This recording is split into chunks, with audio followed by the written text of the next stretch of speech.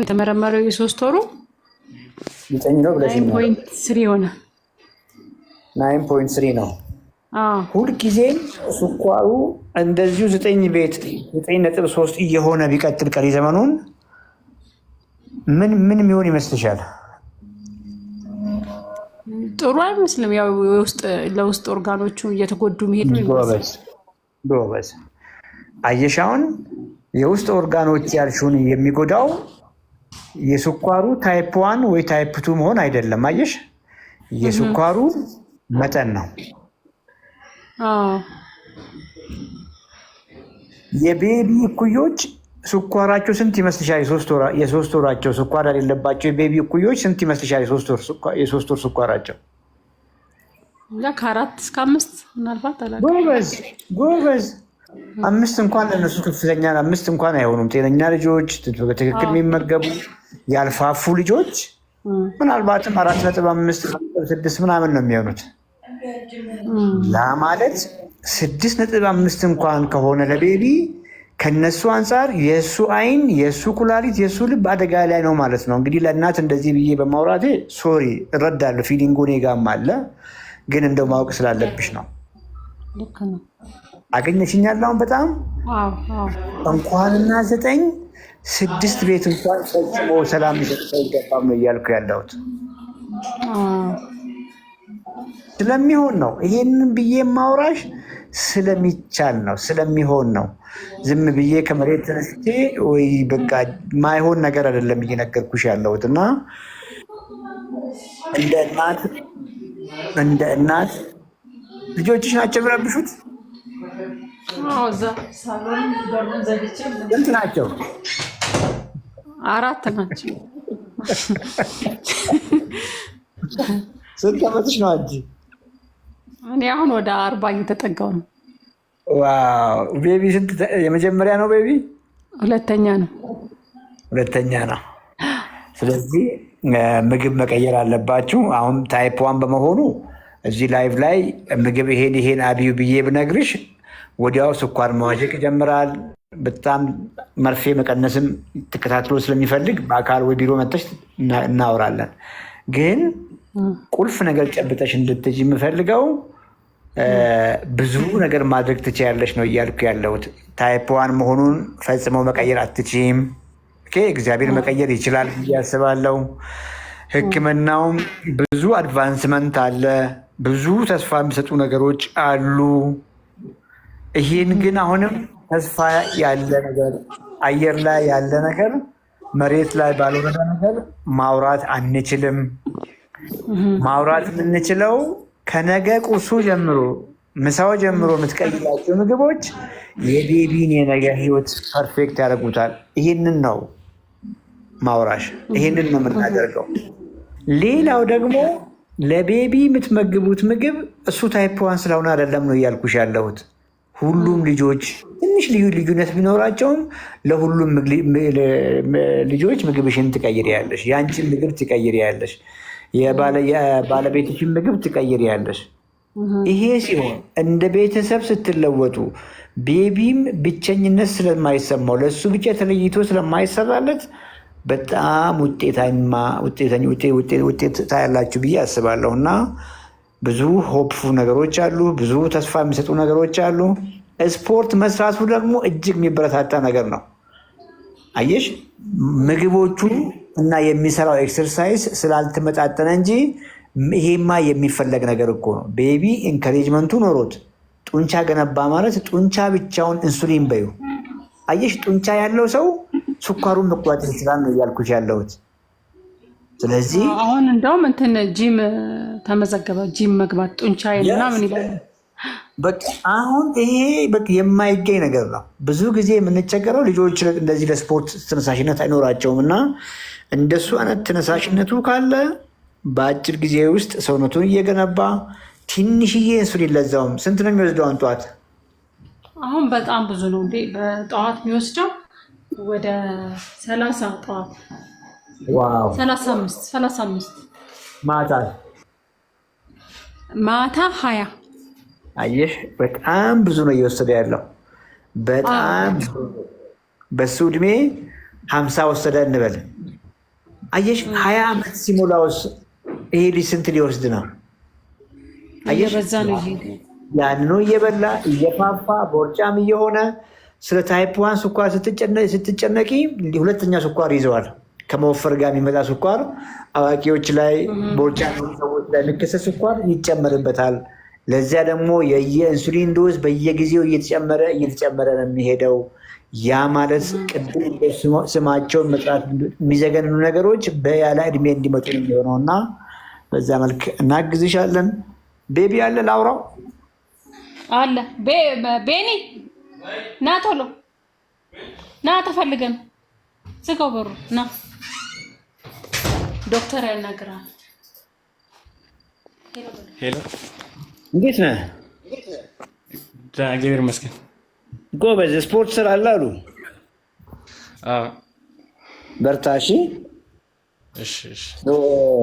ከማም ጋር ብዙ ነገር አውርተናል እና አትጨነቅ። ስፖርት መስራት ቆንጆ ነው። በተለይ ጡንቻ ላይ ስራ፣ ጡንቻን ገንባ። ምግብህንም መቀየር አለብህ። እሺ ያንኑ ምግብ እየተበላ እንጀራ እየተበላ ገብስ ዳቦ እየተበላ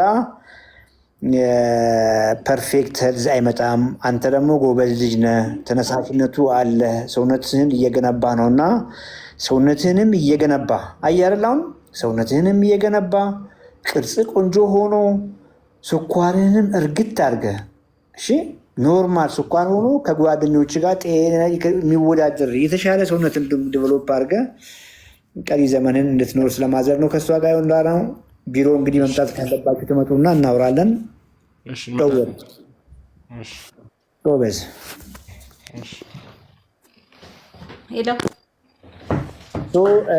ቤቢን ፈጽሞ እንደ ህመምተኛ አትዩ። እሺ ትልቁ ነገር አንቺን ማስተምሩሽ ነገር ምን ያክል እንደተረበስሽ አውቃለሁ። ቤቢ ምንም አይሆንም፣ ምንም ነገር አይሆንም እና ከሌሎች ልጆችሽ ለይተሽ ስለሱ መጨነቅ ማሰብ አትጨነቂ ልልሽ አልችልም። በእርግጥ ምክንያቱም ፑር ዳይት እየበላ ነው። በሚበላው ምግብ የተነሳ ስኳሩ አንዴ ጣሪያ ይነካል፣ ተመልሶ ሃይፖስት ይገባል። ገብቶሻል? ይሄ አያስጨንቅሽም፣ አትጨነቂ ልልሽ አልችልም። እንደምትጨነቂ ያውቃለሁ። ግን እውነት ለመናገር ዛሬ አሁን ያለንበት ጊዜ ከዓመታት በፊት እኮ እንደዚህ አናውራም ነበር። ይሄ ስላልገባን ነው ብዙ ልጆች ዋጋ የከፈሉት ነው እያልኩ ያለሁት እና ቤቢ ያለበት ጊዜ በጣም ቆንጆ ነው። አትጨነቂ፣ ኮሚኒኬት አድርጊ። እሺ አንተን እንዴት ነው የማገኝ ዶክተር? ስልኮች አሉ፣ ኮመንት ላይ ስልኮች ያስቀምጡልሻል። አሁንም ዝም ብለሽ ኮመንት ብታይ ስልክ የሚጽፉ አሉ። ደውይና ቀጠሮ ሰጂ፣ ምንም ችግር የለውም። እሺ ዶክተር። ናቲ ማን እንዴት ነህ? አሎ ዶክተር እንዴት ነህ? ፍቅር ናት ያስገባችሁ። እሷ አርፍዳ መጣሁን ታስገባለች አይደል? ያው አንተን በማግኘቴ በጣም እድለኛ ነኝ፣ ደስተኛ ነኝ ዶክተር። እሰይ ምን አለ አንተ ጋር እንታወቅ። እሺ ናትናኤል ይባላል ዶክተር። እኔ ጋር የምንደው ዶክተር ትንሽ ሆዴ ይነፋል፣ ረጅም ጊዜ ሆኗል፣ በጣም ረጅም ጊዜ። ያን ነገር መፍትሄ ምንም ላገኝ አልቻልኩም ዶክተር። ስንት ዓመት ነው? አሁን 30 ልገባ ነው ዶክተር። ቁመት ስንት ነው? ሜትር ከ79 ሜትር ከ89 ሜትር ከ89 ኪሎ ስንት ነው? አሁን 90 ገብቻለሁ ዶክተር። ሆዴ አካባቢ አልጨመርክም? እሱ ላይ ጨምሬያለሁ ዶክተር። ምግብ ስትበላ ነው ሆድን የምነፋው? ምግብ ስትበላ ምንም አይሰራልኝም። ኦልሬዲ ቢሮ ስለምሰራ በሽፍት የምሰራውና ቢሮ ሌሊት ነው የምወጣው። አንዳንድ ጊዜ ስወጣ ትንሽ በልጅት እተኛለሁ። በጣም እዛ ኮል ሴንተር ስለምሰራ ኢትዮጵያ ንግድ ባንክ ኮል ሴንተር የምሰራው በጣም ብዙ ኮሚኒኬት ስለማድረግ እና ይርበኛል ብዙ ሰዓት እና ቤት መጣና በልቼ ትንሽ ቁጭ ብዬ እተኛለሁ እና ይነፋል። በጣም እጮታለሁ፣ አየር አለው በጣም እረዳለሁ። አውቄያለሁ፣ ገብቶኛል። አውቄ ነው ያልጠየቅኩ፣ ገብቶኛል። አትጨነቅ እሺ። አትጨነቅ። እንግዲህ ምግቦችን መቀየር ግድ ይላል። እሺ ቢኮዝ አስሬ ይርባሃል፣ ቶሎ ቶሎ ይርባሃል። ስትበላ ሆድህን ቤልጂ ጋሲ ያደርግሃል። ምንም ይሄ ብዙ ጊዜ የምናወራው ከፑር ዳይት ጋር ኢንሱሊን ሬዚስታንት ከመሆን ጋር ኢሪተብል ባውል ሲንድረም እንለው አለ። ኢሪተብል ማለት እንግዲህ እንደዛ ማለት ነው። ቅድም እንዳልኩ ስሜቶች ከምግብ ጋር ነው የሚያያዘው። ምግብህን ስንቀይር ረሃብህ ይጠፋል፣ አስሬ አይርብህም። ቅድም ያልኩ ሆድ ላይ ያለውን ነገር ኢምፕሩቭ ያደርጋል። በዚሁ ግን ዛሬ የበላኸውን ምግብ እየበላ የምትቀጥል ከሆነ እንግዲህ ስሜቱን አውቀዋለሁ። በተለይ አሁን ሆድ መንፋት ካለ በጣም በብዙ ነገር ነው የሚረብሽ። ያ ይቀጥላል፣ ቦርጭ ይቀጥላል፣ መድከሙ ይቀጥላል። እንግዲህ በ30 ዓመት ምግብ እየበላ ደክሞ የምተኛ ከሆነ አየህ ሆርሞኖች ተዛብቷል ማለት ነው። ከፍተኛ ኢንሱሊን ሆርሞን እያመረትክ ነው እና የአስኮ መንገድ ብዙ ነገር ከእሱን ተከትሎ እንዲመጣ ይሆናል። እነ ስኳር፣ ግፊት፣ ፋቲ ሊቨር፣ ቦርጭ ተከትሎ ይመጡ ናቸው። ምግብህም መቀየር ግድ ይላል። በኦፊስ ደረጃ ምናልባት መጥተው ሰርቪስ እስክታገኝ ድረስ ለጊዜው አሁን እዚች ላይ ላሌለ የምትለው ነገር ግሬኖችን አቁማቸው። በተለይ እነዚህ የስንዴ ምርቶችን ሙሉ በሙሉ አቁም። እነ ገብስ እነዚህን በሙሉ አቁም። እህሎችን ጀነራሊ ለማቆም ሞክር። እነሱን አቁም። ኤኒቲንግ በቃ ዳቦ፣ እንጀራ፣ ሆቼቨር አቁማቸው። እንግዲህ እንጀራ አቁሜ ምን ልበላ ነው እያልኩ ሊሆን ይችላል። ይህም ፕሮግራም ማጣት ከሆነ ሞር እነዚህ እንኳን ቤት ነው የምትበላ ብዙ ጊዜ ብዙ ጊዜ ቤት ነው፣ በውጭ አልበላም ዶክተር። ያንተን ፕሮግራም እከታተላለሁ። የኔም ብትከታተልና ብትሞክርማ እርግጠኛ ነኝ ዛሬ እንደው ተለውጠ ነበር የምትመጣው። በትክክል እያረክ ስላልሆነ ነው። አልተገበርኩትም እንጂ እከታተላለሁ። እንደምን ዶክተር የምትከታተለው ማትገብረው ከሆነ ከኔ እስክሰማ ነው። እኔ ላይቭ ላይ ገብተህ እንደዚህ አድርግ ስክሪን የምጠብቀው ሳይሆን ዶክተር አንዳንድ ነገሮችን ለማድረግ ትንሽ በጣም ቢዚ ስለነበርኩ ለዛ ነበረ። ቤቱም ነገሮች የሚያዘጋጅ ሰው አልነበረም እና ለዛ ነው ዶክተር እንትን አደረኩትኝ።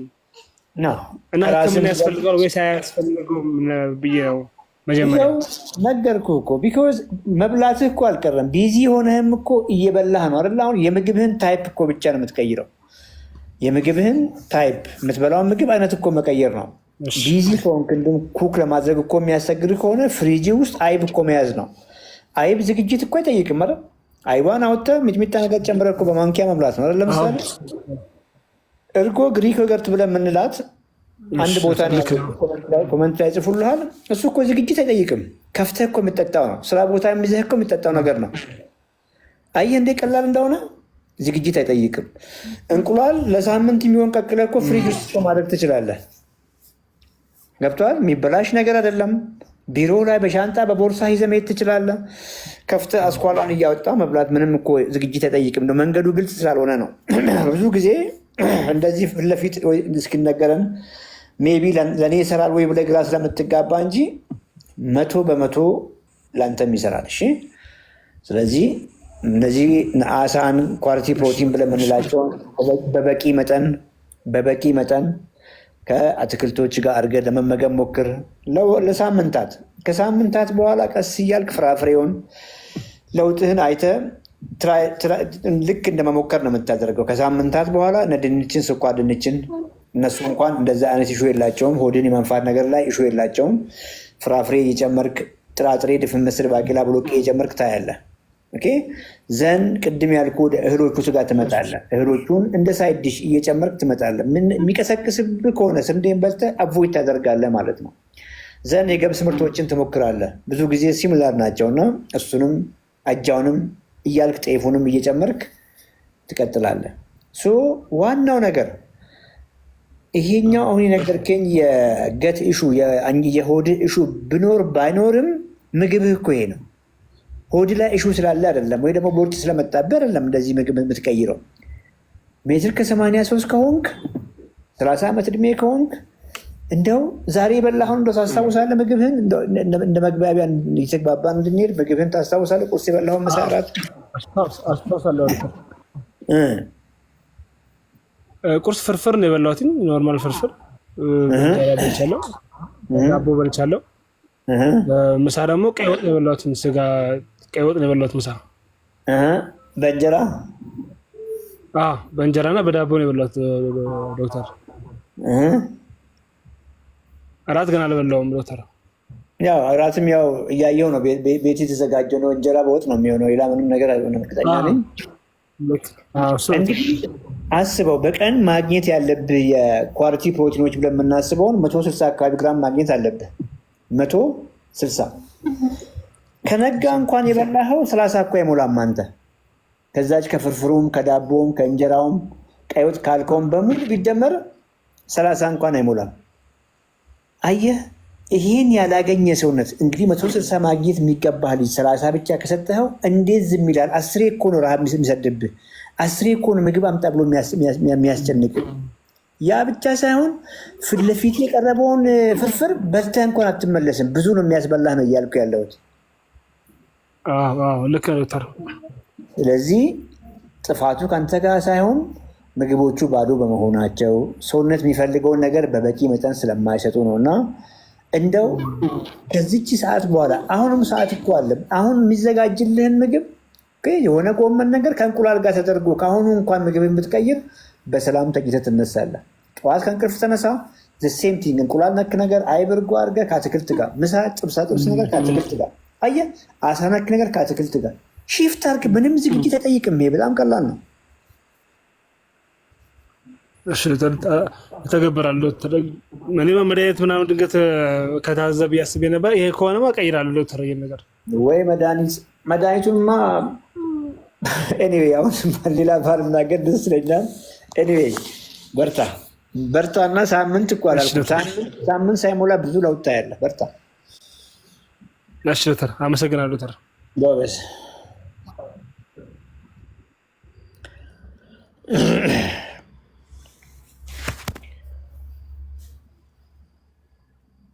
መልሰው አለማየሁ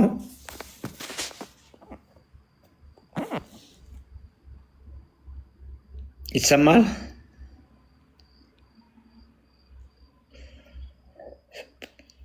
መልሰው አለማየሁ